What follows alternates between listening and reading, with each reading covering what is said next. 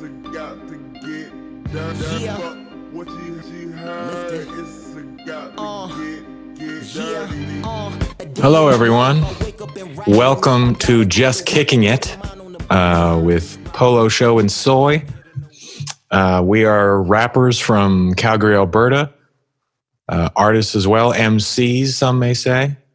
I'm Sawyer.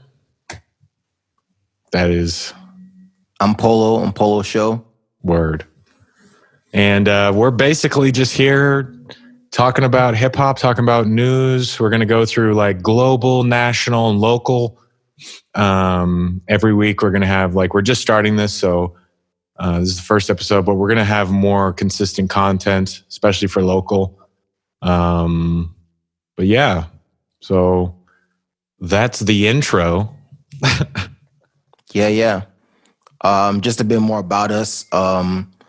We're independent artists. We're all on a label called Lifted Ones. The label is basically set out to put on the city of Calgary, Alberta, and this is just, just an adage to that, just more content we're putting out just to connect with that audience. So yeah, we're going to get right into it. Cool. So yeah, I guess let's start with the global news.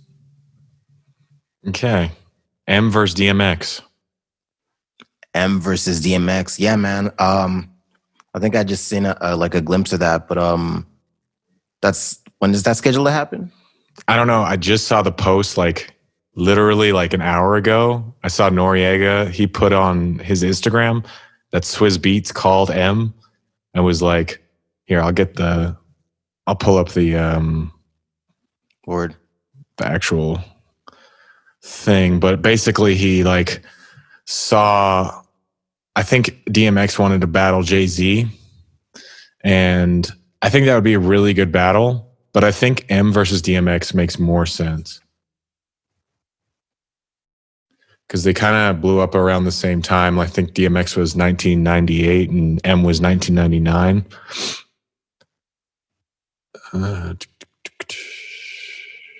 Let's see.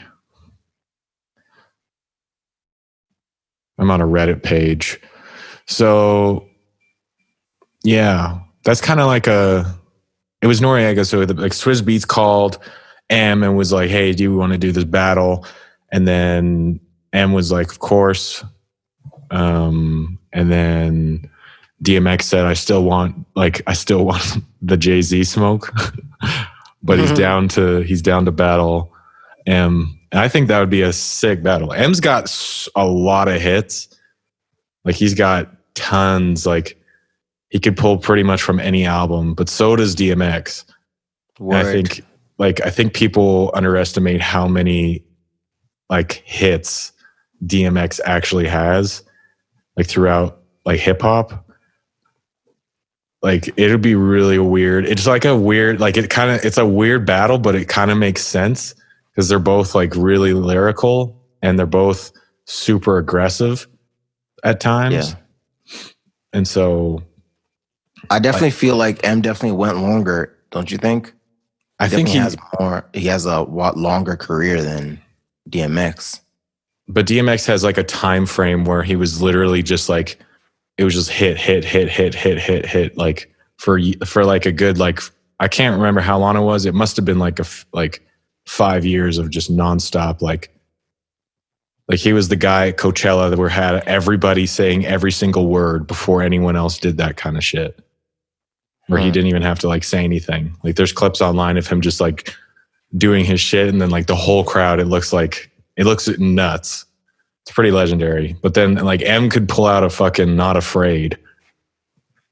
Exactly, which yeah, where was DMX at that time, I feel if they're gonna limit it to the timelines, then that makes sense. But anyways, my money's on M. That's all I'm saying. Oh, I think so as well. I do like DMX a lot, I know he's got hella hits. I know that for a fact. But yeah, my money's on M. I think going into the battle, I think M is the underdog. I feel hip hop is probably being like, "Oh, DMX about to wash M." I know Lord Jamar is probably going to be in the chat. Lord Jamar. He'll be in there. Active. Anything M puts up, whack. I'm like, okay. Just stop it. But I think it'll be a lot. I'm definitely tuning in. Like, I will be there the whole time. Phone plugged in. I'm gonna be plugged in. I really want that to happen. I don't know if it will, just because, like, I don't know, like, M doesn't seem like the type of dude that would go on Instagram Live, but you never know. I don't know, man. Like you said, didn't you just confirm that, a call was made? Like, he did confirm it? Mm-hmm. Yeah. I don't know. A lot of these guys that we've said, like, they're not going to hop on live. Like, they've hopped on live because I don't know. Like, this is, when you think about this, I think someone said it, like, recently, like, when you think about this is like that's how you know, like, this is like a once in a lifetime, like, opportunity. Like this pandemic thing, like, is only going to happen like once in our lifetimes type thing, right?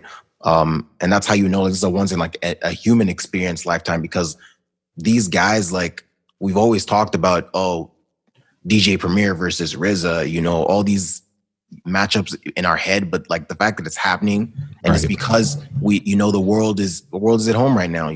Everyone is watching. The audience is there. But when you think about this, if this thing wasn't going on, this would never be happening. Like a DMX and M.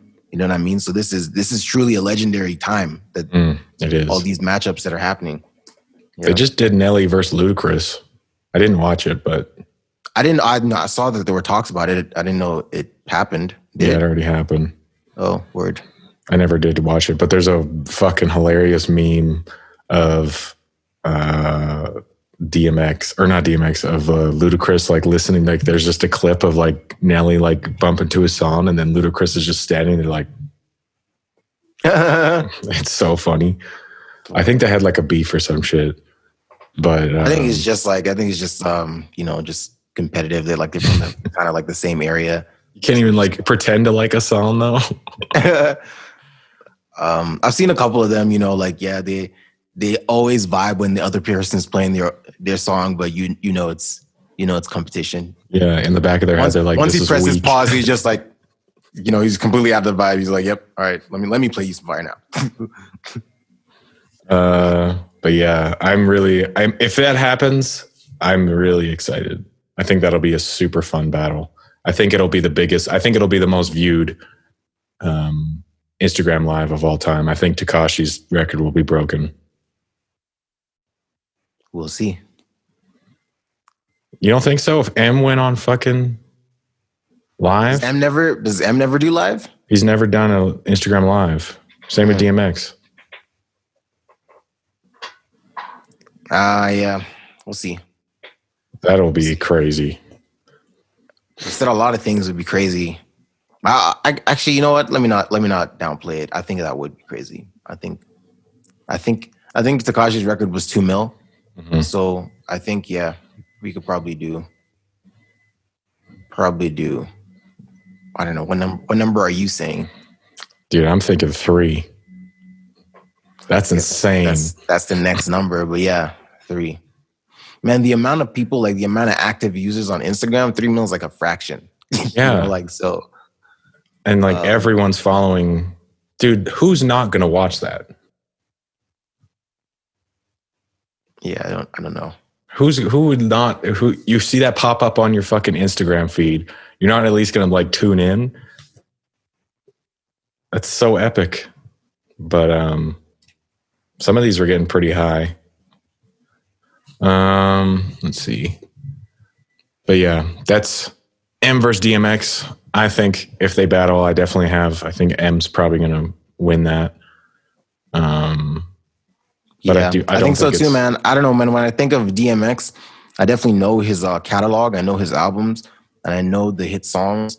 But I just feel like if I was to make that, because usually they do 20 by 20, I just feel like I can name like 20 songs by M that is gonna resonate with the people more than 20 songs by DMX. I don't know, man. At the end of the day, it's not just the songs. Like with the lives, I've noticed it's how you order the songs, right? Mm-hmm. If you play all your hot stuff early, and then towards the end, he saves all his hot stuff for the end, and you're playing, your album cuts or whatever, you're gonna lose. We've seen it. I'm pretty certain M has more than, I think he has 20 hits. But, yo, that's I'm not defending. I'm not. It's like I'm on M's side here, bro. He could play Mockingbird. Honestly, bro, all I'm saying is the only way M could lose this is if he doesn't do his order wrong. Because in my mind, like, he has more songs that are hits, hits quotation mark, than DMX, as far as I know. So yeah, it's gonna come down to what the people want, the order. Till I collapse. Yeah, until the times. What's gonna anyways. Yeah. I'm excited. I'm excited too, man. So yeah, what's our next topic here? A lot of new major artists today came up through controversy. So is that a fact? I think a lot of times it used to be you had to get a cosign, like when you got in the game. Like that was kind of what blew you up. Like Drake got Jay-Z, fucking Cole got Jay-Z. Kendrick, I'm pretty sure.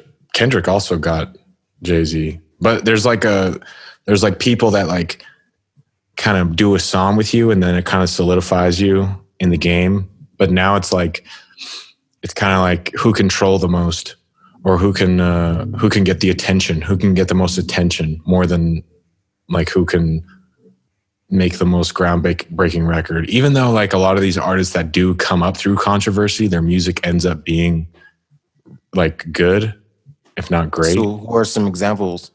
Doja Cat, she did like the Moo, which is definitely a troll, but then she like put out like Juicy, and that song was actually like fire.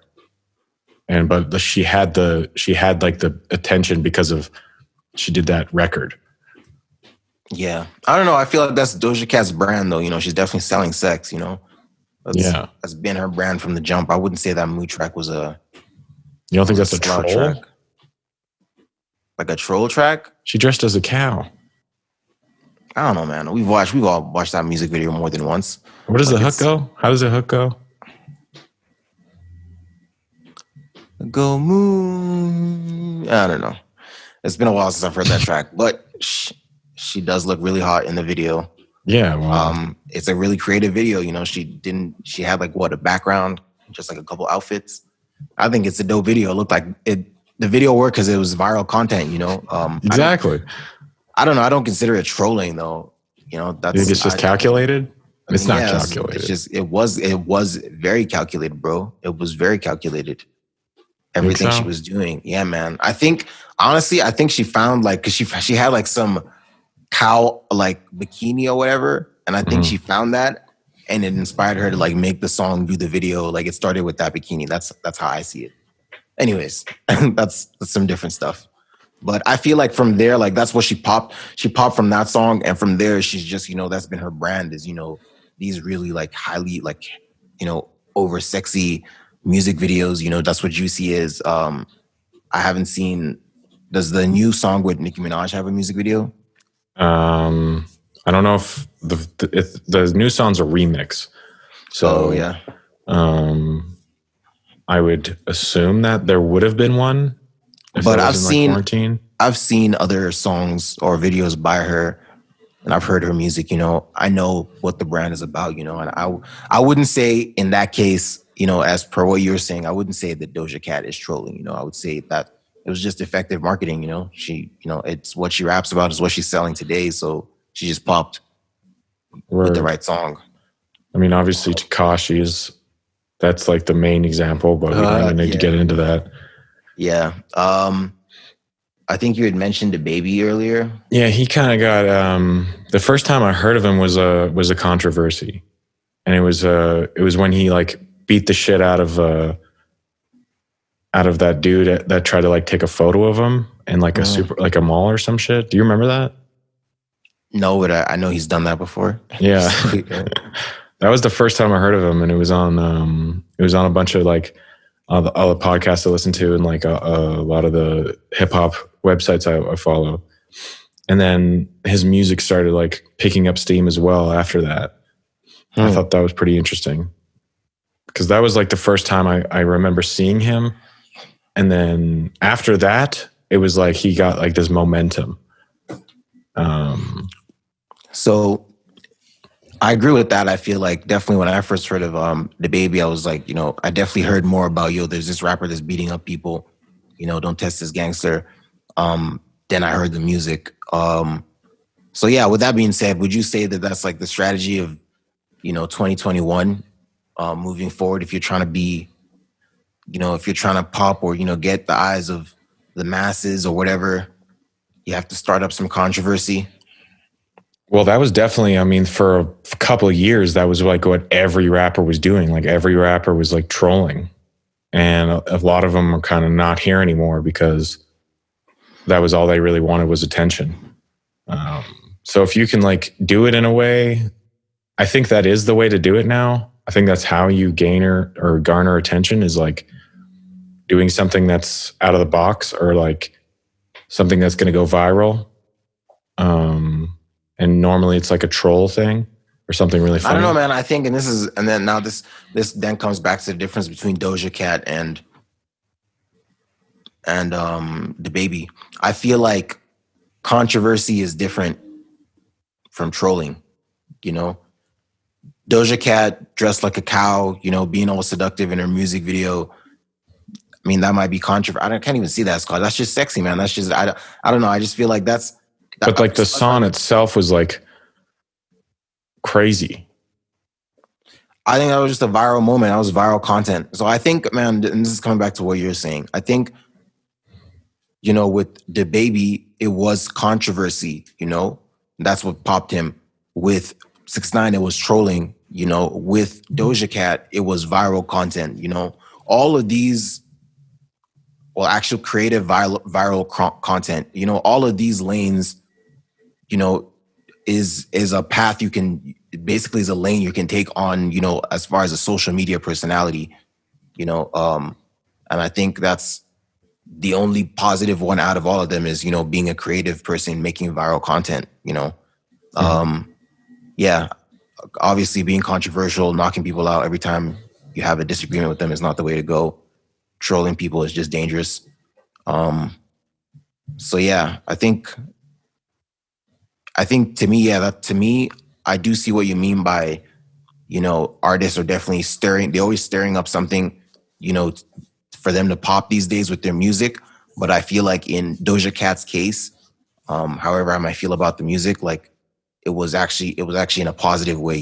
She stirred up some, she used her creativity, and her talent, to stir up something out of the box, like you said. And it caught our attention. It was a viral moment, So yeah, I think there's a right way to do it. I agree. That's definitely the play moving forward is knowing how to create buzz around yourself. Working the internet. Hustling the internet. Okay. So number 3, third topic for global is the Billboard manipulation for the thing that Snitch 9 was talking about. Oh, word, yeah. Yeah, fuck. We just saw this article. I think you sent it to me.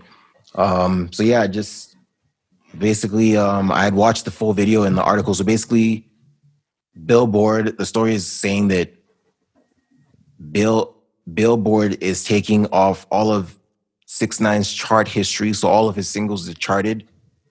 And all that performance, like they're taking it off. I don't really know what this means moving forward, but we know that, 6ix9ine definitely prided himself on, everything I've put out has charted, talking all that shit, you can't talk to me if you don't have these numbers. Mm-hmm. And so they've taken that away for him. So the context of this is, prior to this, he had put out an IGTV video where he's just talking about, I'm going to expose the billboards. So these are all the artists. These are all the predictions basically for what's supposed to go number 1. Every label gets them every week. He shows like all the songs and he shows like, this is his song.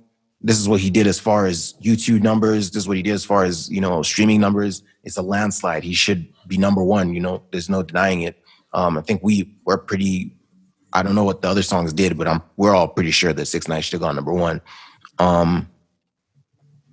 But yeah, he didn't go number one. So he's basically saying that the Billboard's last minute accepted, like a huge, like they got like 60, like Ariana Grande's song, to be specific, got like 60,000, like units in the last like 5 minutes before the week closed, to take in, the count. So just like that, she was able to get to number one. He's like, how is that possible? And then basically because of that, him, disrespecting Billboard like that, they decided to take off his chart history. And then now we've seen posted via academics that he's gone on further to drop another video and, say that this is how they did it. Ariana Grande purchased 30 credit cards. I don't know if he has a private investigator, but she purchased 30 credit cards. And exactly this time last night, she made 60,000 units, 60,000 units to get her to number one right before closing. And it's like, how is that possible? Right. That's illegal. I mean, he's right. That's illegal to play with the charts like that. So yeah, the topic here is chart manipulation, regardless of whether it's affecting 6ix9ine or not. It's, yeah, I don't really care about that. I think this is something that's, this is something we've kind of always known before. Like people always say like, oh, you need X amount of money to get on the radio. It's, you have to pay to get on the charts, blah, blah, blah. So here we're hearing that, this is a thing, there's definitely politics, to get into the top spot. And then there's even more backhand stuff going on to secure the number one spot, Right. So are you surprised by this? No. Not like I figured, I always thought that was happening. Like, I don't know why. Well, I do know why. Just like, there's just some artists that kind of, like there's certain artists like pop stars that run the radio. Like, no one really listens to radio anymore, but if you ever throw it on, it's going to be the same whatever, like 5 artists. Mm-hmm. It's always, a lot of these artists are pop stars, so they have these big machines behind them that are going to make sure that their product looks like number one. Because, labels don't give a fuck. They just want money, most of them. So that's kind of their whole MO, is that that mentality, which, there's a game to it, and I think it's totally wrong. Like it's totally unfair, especially for people that are coming up and people that really want to live that chart life. Some artists are anomalies, like Drizzy. He's an anomaly. He's gonna make the charts regardless. Like Kendrick, Cole, they're all gonna chart. There's a bunch of people that are gonna naturally do that because they have such a solid fan base. But some of these artists are losing steam. Like you would think a Justin Bieber is gonna run the music game. 100%, yeah. Selena Gomez, but no, it's Roddy Ricch. And that's probably like the labels. I don't know who Roddy Ricch is signed to. Is he Interscope or something? Or no, he's like Atlantic, or everyone's on Atlantic, god damn it. But it's a dark side of the industry. It's really kind of like they do the same thing with he's Atlantic. So everyone's on Atlantic. We know this now. I think every artist in the world right now is on Atlantic. But how did they do that? But what was I saying? So like there's money involved, and it is dark and it is unfair.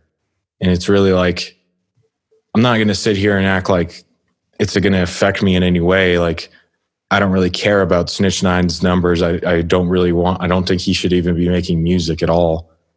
Because he's garbage. But I get the point that he's making, and I think it's a good conversation to have. And I think it's a real thing that should not be happening. And if No, there's I a feel you. way, there's a way to stop it, let's stop it. But it's like, what the hell can people do? Like the Billboard's not going to, what are they going to do? This shit's been happening. I feel like by just literally taking away like that's your career as a musician, man, your chart performance. So by just literally saying, yo, Billboard has wiped away 6ix9ine's chart history, is just, they're just showing like how much of a mafia they can be. Like, Yeah. just like, You want to like, explain? okay. If they are a mafia, that's fucking Billboard. Who is Billboard? oh, he's like, oh, you want to expose us? You didn't never exist. existed. Yeah. You were never here. 6 who? But yeah, dude, it's really dumb. And it's not like who's listening to Ariana Grande? Let's be real. I don't think anyone is, man. At the end of the day, I feel like, no, man. I honestly, I feel like hip hop should be dominating everything because that's what it is. I feel like the reason why we still see an Ariana Grande on the charts is because the labels are pushing her hard, you know? Yeah. She basically put out a hip hop album. Yeah, like that's how I see it. Like the labels are trying to keep what she's doing going on because that's what this is. If this is happening, I don't see Ariana Grande herself purchasing 30 credit cards to get her single to go #1. That sounds like a label. There's literally a guy at the label who's like, all right, you know what time it is. Yeah. Everyone start streaming.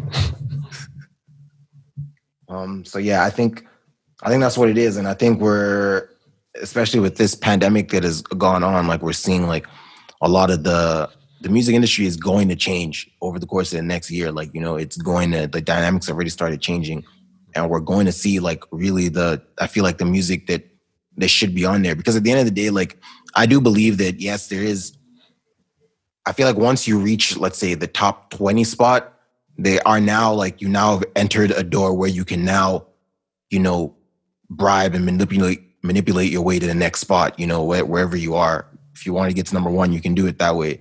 Yeah. But I think it still does take good music to get to the 20. I think that's how I see it. You can't just have a whack song and pay to be number 5 on the chart. You know, it's never been like that. You still have to come on, do at least half the work. You know, if the guy who's accepting the prize has to be like, yo, like, come on, people are gonna know what's up. I'm sure that Ariana Grande sounds really good too. She makes good music.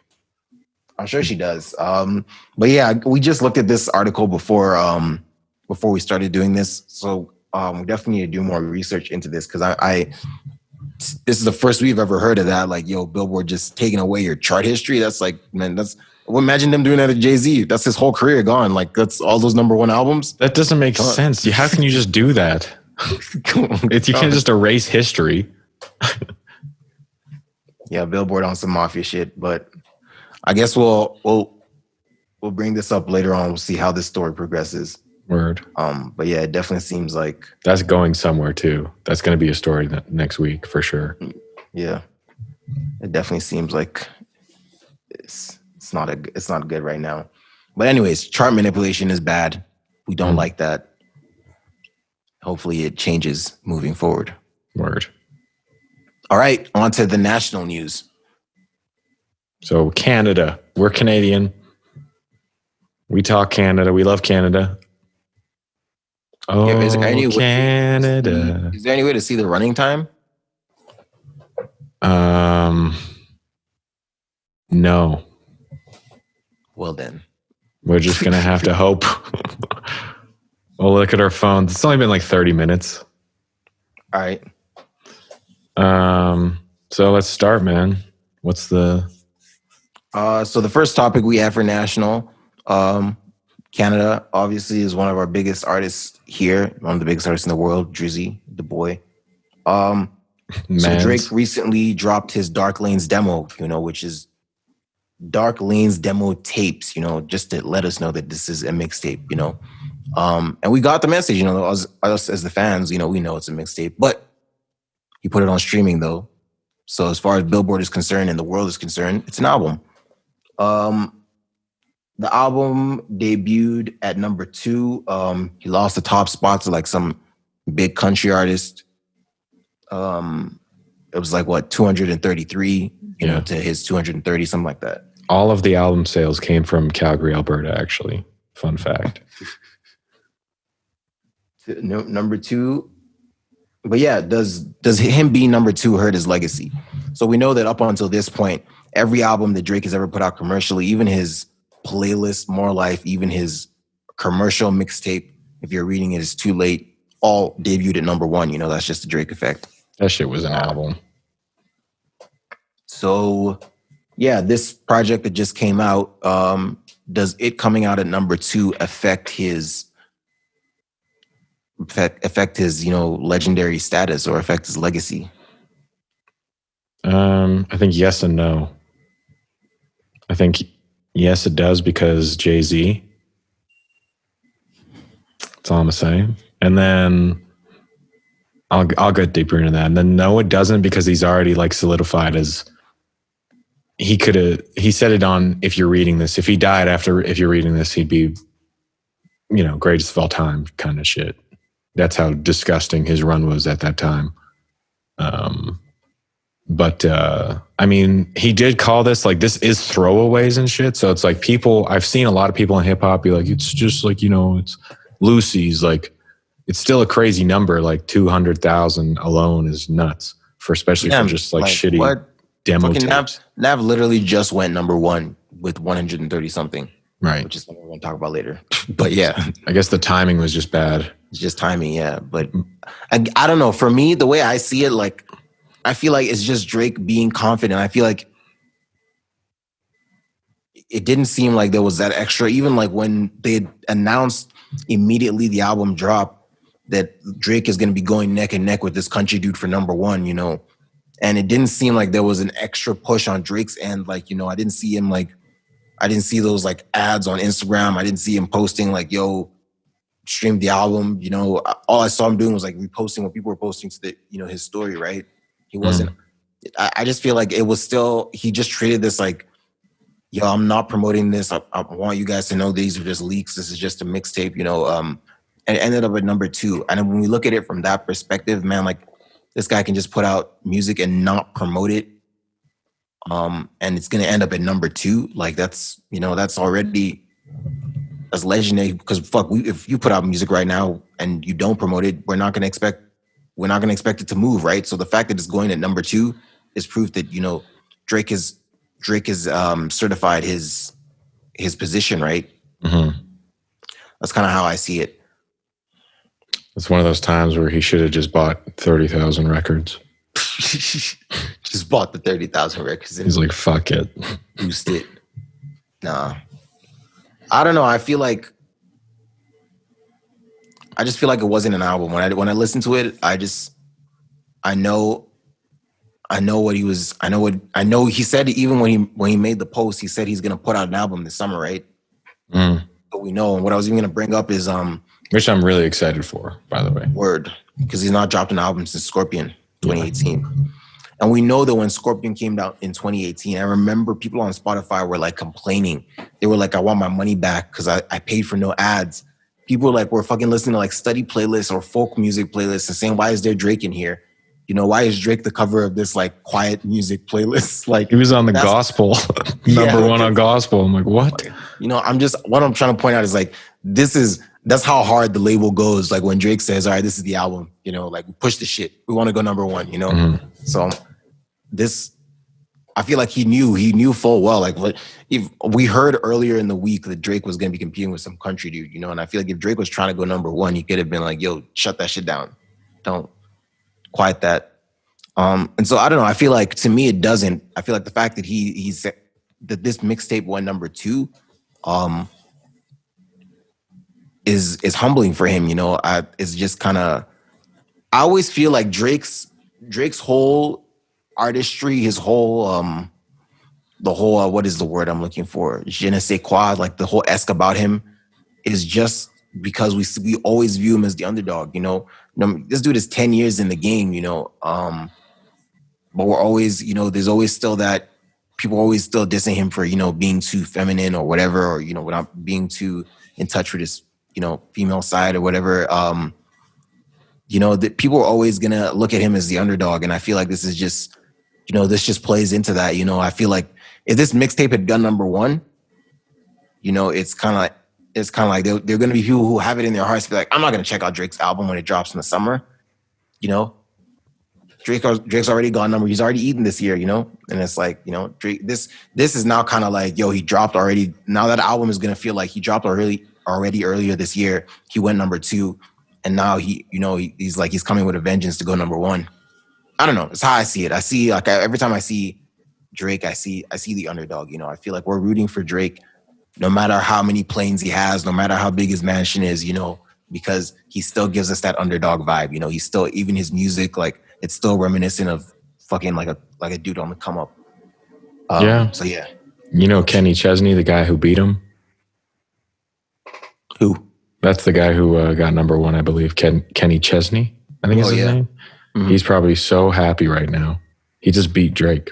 Yeah, no, man, you know that and that's how I see this going 2 ways, man. Like when that news came out that like, yo, Kenny and Drake are going to be going neck and neck for Billboard number 1, you know, Drake was like, you know, Drake and his boys were drinking wine, you know, they were just happy that, you know, they had some new music out, and Kenny was, you know, had a fucking megaphone in the hometown, like, if you're not streaming this.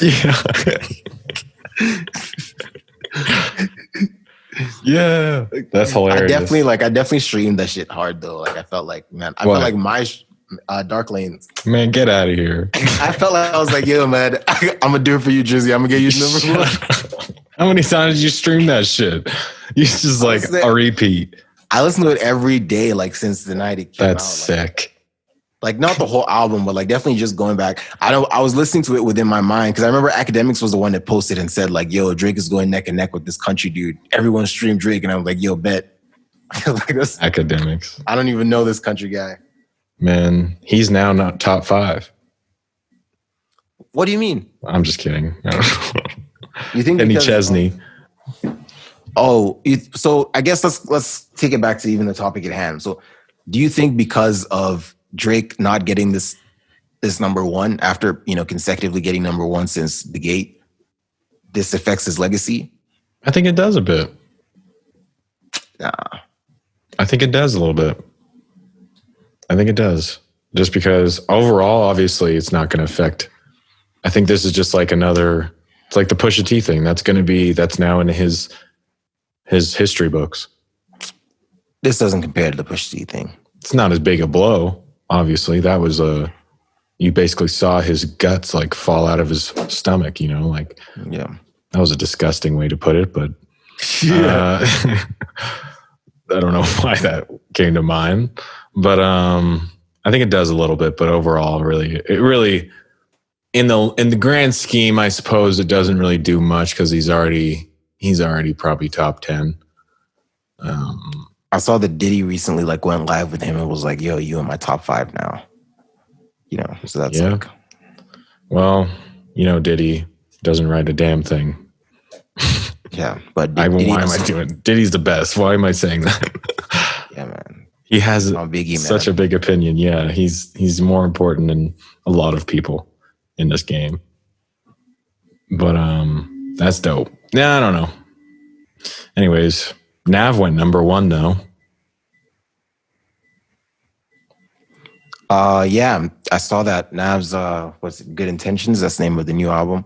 Mm-hmm. Went number 1. Yeah. I don't know. I feel like this is just a case of perfect timing. I think both of us haven't listened to it. Mm-hmm. So we can't really give an opinion on the music yet. But I feel like from what we know about Nav, Nav is not like a chart-topping artist. You know, like he's not He has a few records. He has some records with Travis Scott, mostly features. Some of the features he's on, he does some good.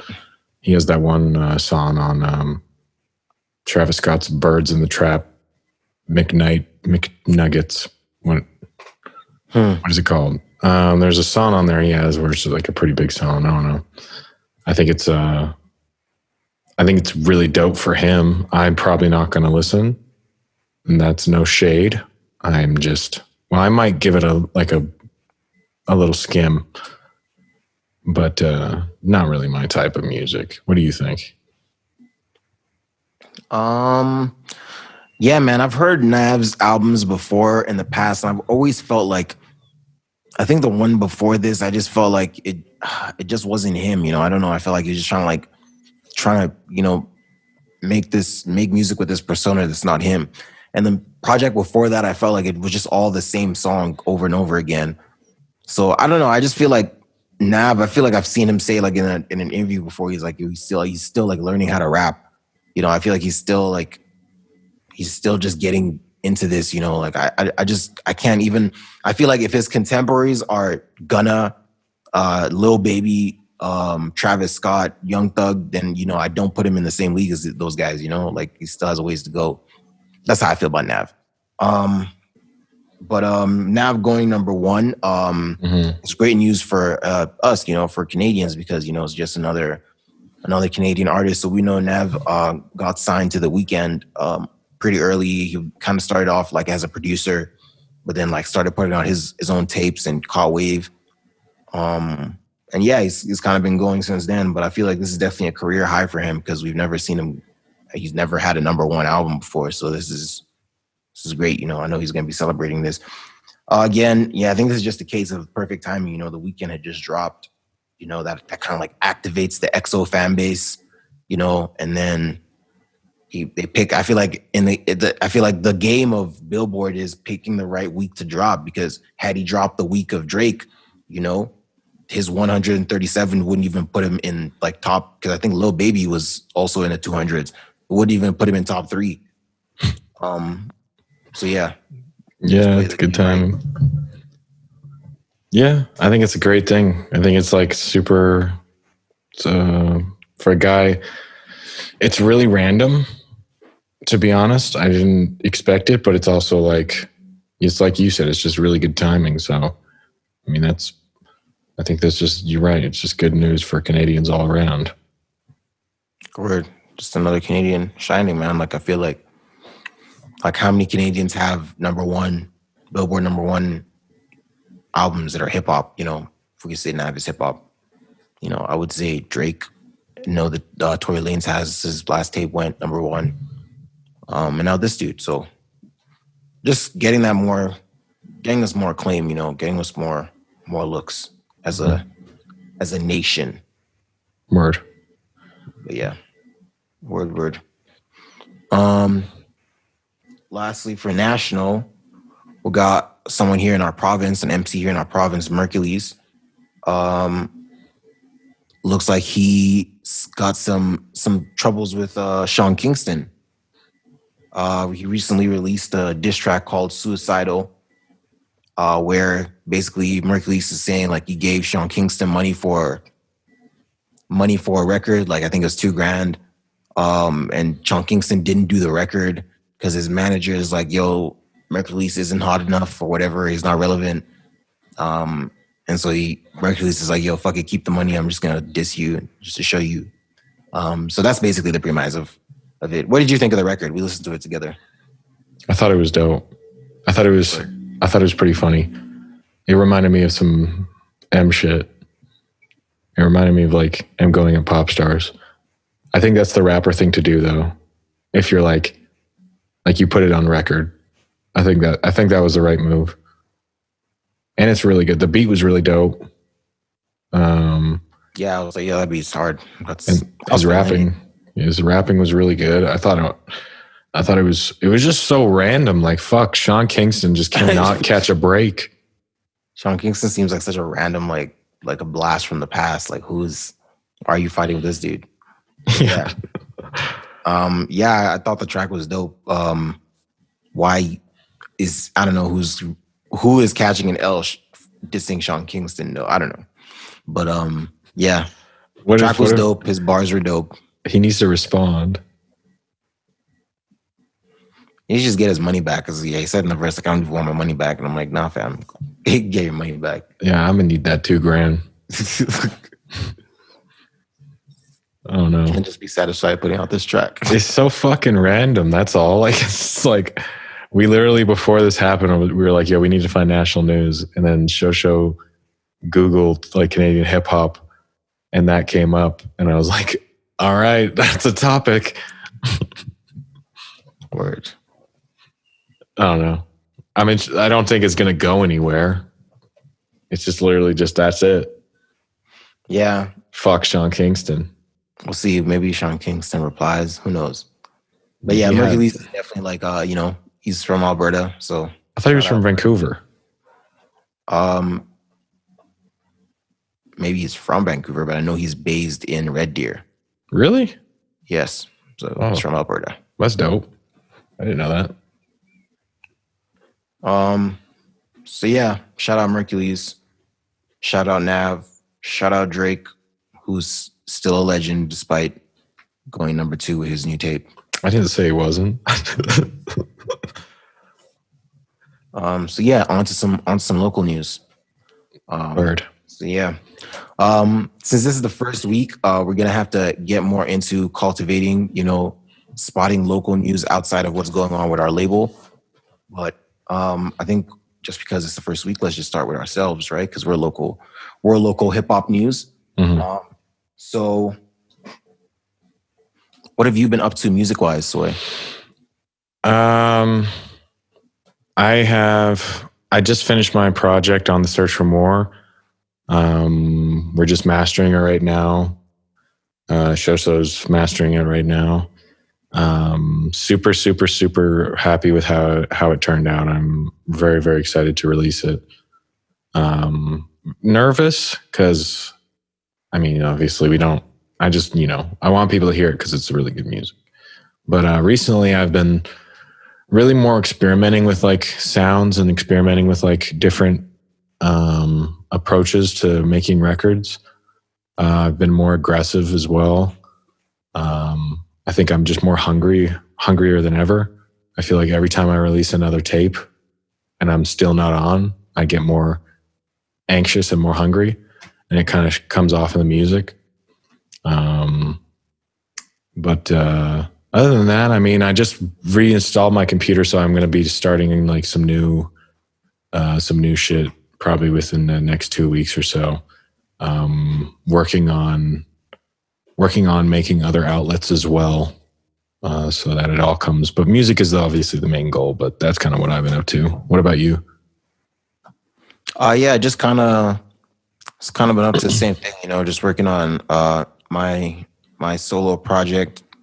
Just kind of writing, getting my ideas together. I have been working on a mixtape that I'll put out in the meantime, probably pretty soon here. It's looking like the tape is done. I just need to record the last couple tracks, but it's looking like it's gonna be 9 tracks. I produced a couple tracks on it. Soy's got a beat on it. I have some like remixes on it as well. So yeah, I feel like it's a fun project. Definitely all of it was recorded during the quarantine. So yeah, excited for people to hear it. Outside of that, just working with other artists, trying to reach out to other artists in the city, see what other people are doing, and just trying to get people involved in what I'm doing. Like I have a couple tracks where I've had people featured on, or just trying to see how I can help people, right? Like just see how I can get involved in what other people are doing. Because just trying to grow the scene. Word. And if there's an artist that lives in this city, we need to work together. Word. And then, so I'm excited. I'm actually really excited to hear your full mixtape. I enjoy your music. Will the city's hip hop scene make it through this pandemic? What do you think? I think it will, man. I think first of all, prior to this pandemic, was there a hip hop scene? There was one brewing. I feel like the fact that me and you exist and are doing this even during this, shows that there is a hip hop scene. We definitely know a handful of other rappers in the city as well. So yeah, I feel like there was a hip hop scene, but it's like we just hadn't had that major breakthrough. We just hadn't had that major wave to bring everyone together. I think the thing right now is there a hip hop scene in the city? I would say no, because to me, a hip hop scene is there are hip hop players, which are the rappers or the people who are creating the music. And then there are hip hop fans, the audience, who are, a body of people who come together, assemble when shit like this is going on. I would say there's a rap scene in Toronto because they have those two things. They have the hip hop entities, and then they have crowds of people that want to consume hip hop like that. I think in Calgary, we have hip hop entities, the rappers, the labels, the producers, whatever it may be, like the people who are promoting hip hop.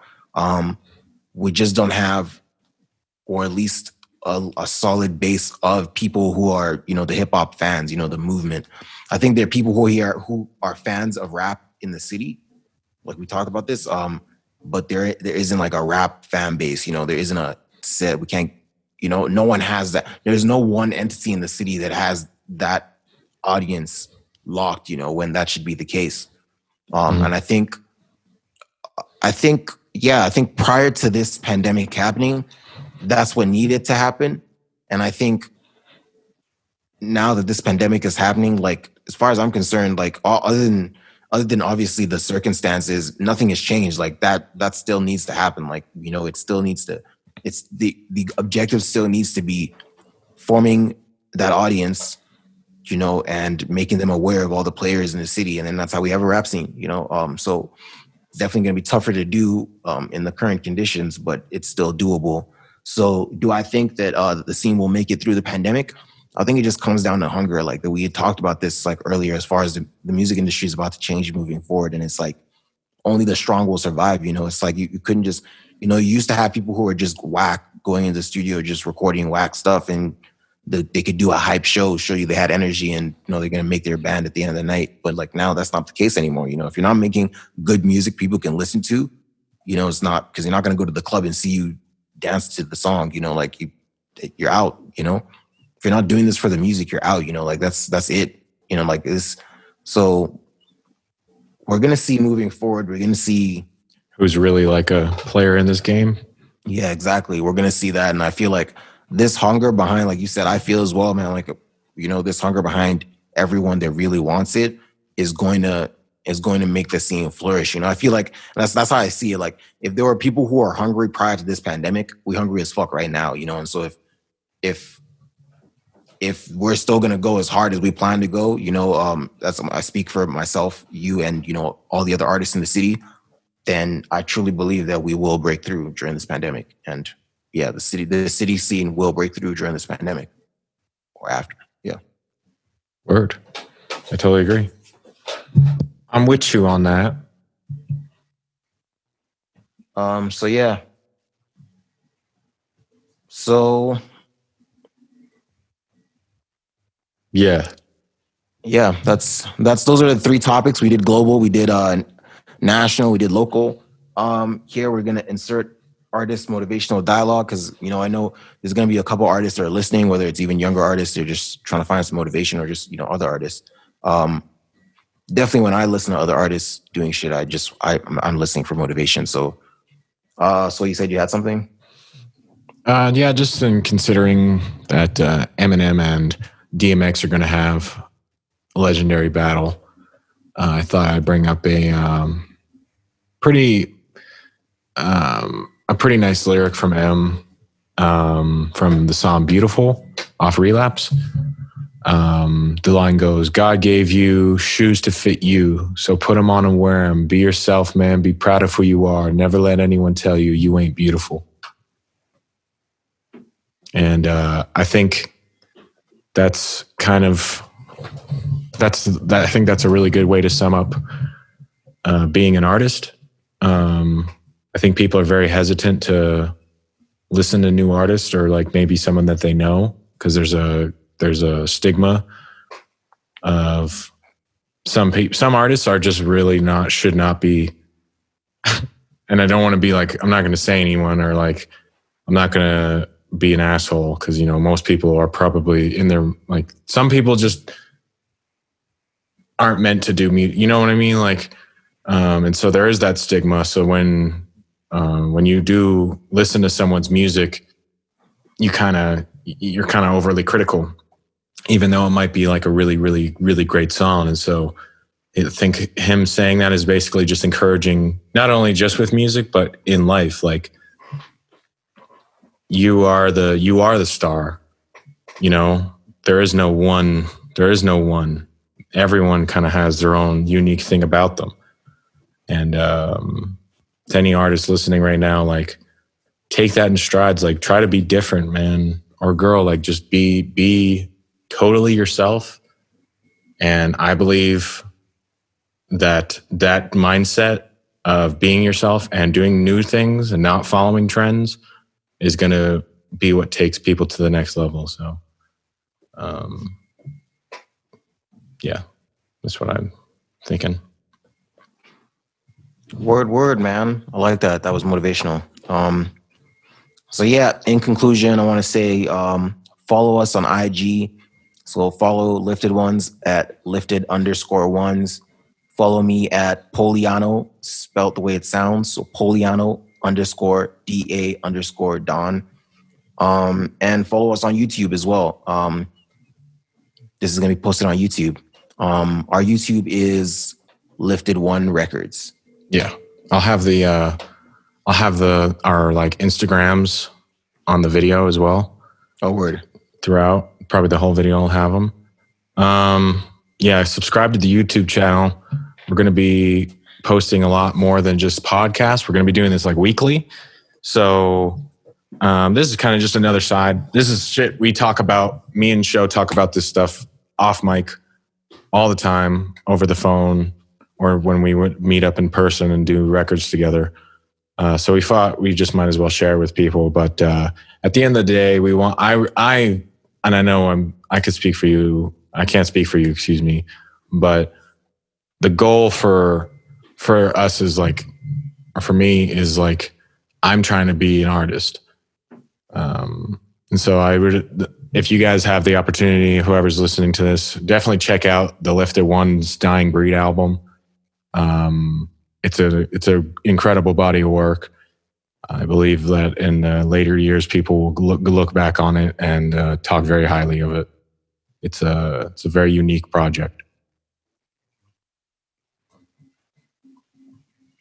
But Yep. So that's available on all streaming platforms. Word. Okay. So I guess we'll do this next week then. Word. Cool. All right, man. I'm going to stop the recording then. Thank you guys for listening. This is just Kicking It with Polo Should and SOY. Till next time.